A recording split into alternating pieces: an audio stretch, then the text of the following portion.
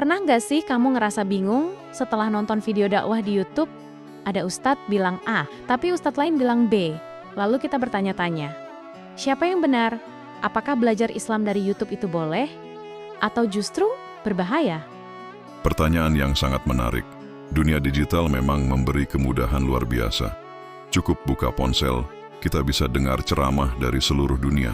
Tapi kemudahan itu juga membawa risiko kalau kita tidak punya ilmu dasar dan logika yang jernih. Assalamualaikum warahmatullahi wabarakatuh. Sahabat Al-Madinah Circle Media. Hari ini kita akan membahas sesuatu yang sangat dekat dengan kehidupan kita. Belajar Islam lewat YouTube, boleh atau tidak? Bermanfaat atau justru menjerumuskan? Waalaikumsalam warahmatullahi wabarakatuh. Kita akan bahas dengan jernih dan logis. Karena Islam bukan hanya agama keyakinan, tapi juga agama yang sangat menghargai akal. Allah berfirman, "Afala taqilun?" Tidakkah kamu berpikir? Sekarang, banyak orang lebih sering buka YouTube daripada buka kitab.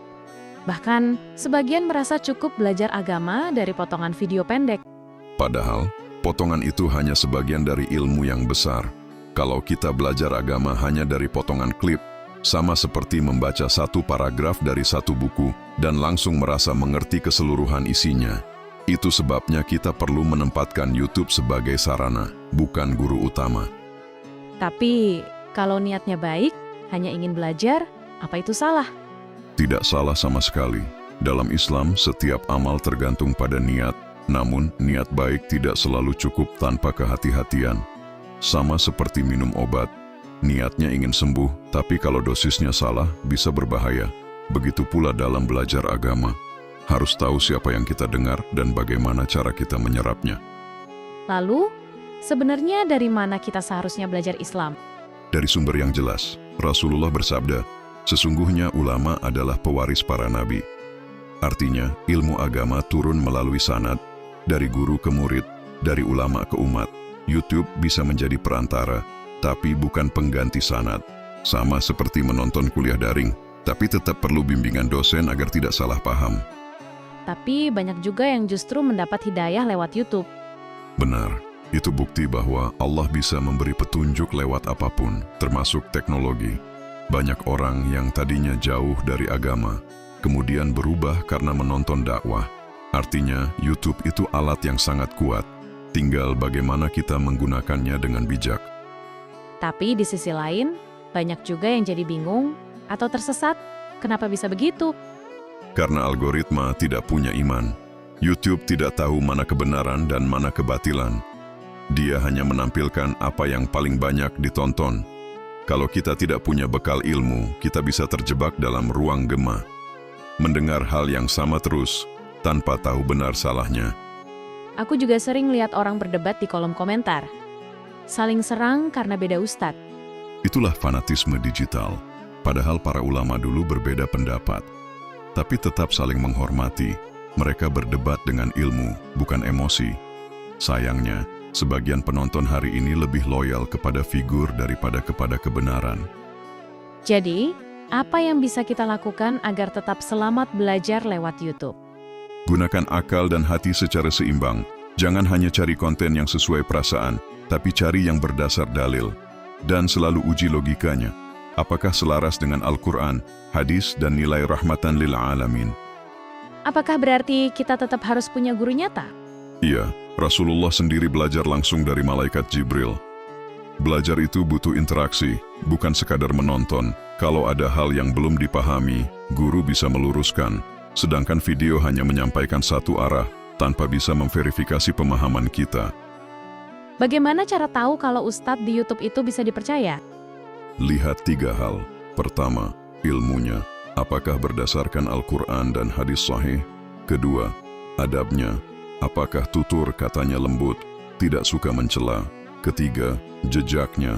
Apakah dikenal oleh ulama lain atau punya latar belakang pendidikan agama yang jelas? Apakah cukup kalau kita hanya belajar di YouTube? Belum, YouTube hanya gerbang.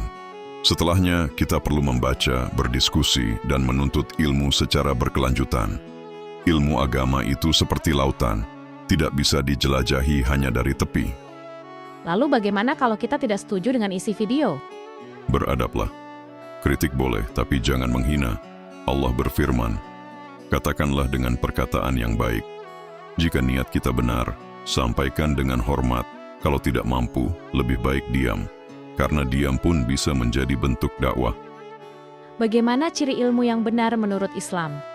Ilmu yang benar menenangkan hati, bukan membuat marah.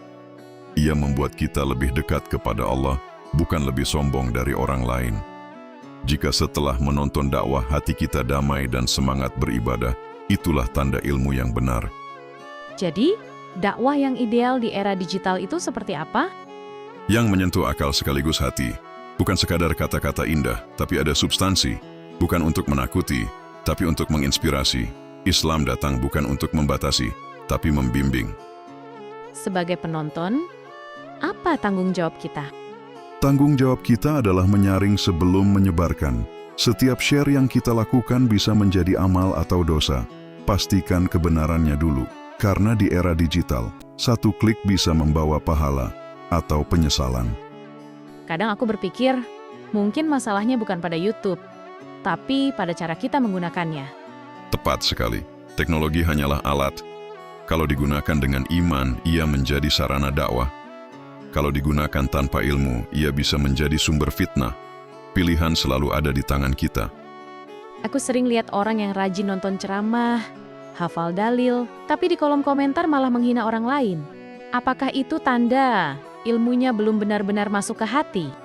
Betul sekali. Ilmu tanpa adab ibarat api tanpa kendali. Bisa membakar, bukan menerangi. Rasulullah tidak hanya mengajarkan ilmu, tapi juga akhlak. Beliau bersabda, sesungguhnya aku diutus untuk menyempurnakan akhlak yang mulia. Jadi, kalau ilmu membuat kita merasa lebih tinggi dari orang lain, itu bukan ilmu yang diberkahi, melainkan kesombongan yang berbalut pengetahuan. YouTube bisa memberi informasi, tapi adab hanya tumbuh dari hati yang mau tunduk dan belajar dengan rendah hati. Itulah sebabnya, para ulama dulu tidak hanya mengajarkan isi kitab, tapi juga mendidik muridnya dengan adab sebelum ilmu. Sekarang semuanya serba cepat, Kak. Kita ingin ilmu agama, tapi juga ingin disampaikan singkat dan menarik. Apakah salah kalau belajar agama lewat potongan-potongan dakwah singkat? Tidak salah, asal tahu batasnya. Kita boleh mengambil motivasi dari video singkat, tapi jangan berhenti di sana. Karena Islam tidak bisa dipelajari hanya dari cuplikan inspiratif, seperti air zam-zam. Setetes bisa menyejukkan, tapi tidak cukup untuk menghilangkan dahaga seumur hidup. Kita harus melanjutkan ke sumber aslinya, membaca, bertanya, dan berdialog dengan guru yang benar. Media sosial memang membuat segalanya cepat, tapi iman tumbuh dari proses yang pelan dan dalam. Allah tidak menurunkan Al-Quran dalam satu malam, tapi bertahap selama 23 tahun, agar manusia bisa merenungkan, bukan sekadar menonton. Setelah semua pembahasan ini, bagaimana seharusnya kita memandang YouTube dari kacamata Islam? Lihatlah YouTube bukan sebagai hiburan semata, tapi ladang amal. Setiap klik yang kita pilih, setiap video yang kita tonton dan bagikan, akan dicatat. Kalau yang kita sebarkan bermanfaat, maka pahala mengalir tanpa kita sadari. Kalau sebaliknya, maka dosa pun bisa ikut berlipat. Rasulullah bersabda, barang siapa menunjukkan kepada kebaikan, maka dia akan mendapat pahala seperti orang yang melakukannya. Maka mari ubah cara kita menggunakan media digital. Bukan sekadar konsumsi, tapi kontribusi. Kita bisa jadikan YouTube sebagai tempat menyebar ilmu, kebaikan, dan kedamaian. Karena sesungguhnya di balik layar kecil itu, ada peluang besar menuju surga. Masya Allah, ternyata YouTube bukan musuh bagi iman, tapi bisa menjadi sahabat bagi pencari ilmu, asal kita tahu bagaimana menggunakannya. Setiap tontonan bisa menjadi pengingat, setiap komentar bisa menjadi doa, dan setiap share bisa menjadi amal jariah. Benar sekali, di dunia yang semakin cepat ini, iman membutuhkan keseimbangan antara teknologi dan hikmah. Jangan jadikan kemudahan sebagai alasan untuk malas belajar, gunakan logika sebagai penuntun, dan iman sebagai pelita. Sebab keduanya, jika berjalan bersama, akan menuntun kita menemukan kebenaran sejati. Terima kasih sahabat Al-Madinah Circle Media yang sudah menemani kami dalam pembahasan kali ini. Semoga video ini membuat kita semakin sadar bahwa ilmu itu cahaya dan cahaya hanya akan masuk ke hati yang bersih. Jangan lupa dukung dakwah digital ini dengan like, share, dan subscribe agar semakin banyak yang belajar Islam dengan logika dan cinta. Mari jadikan dunia digital sebagai tempat menyebar hikmah, bukan tempat menyebar fitnah. Wassalamualaikum warahmatullahi wabarakatuh.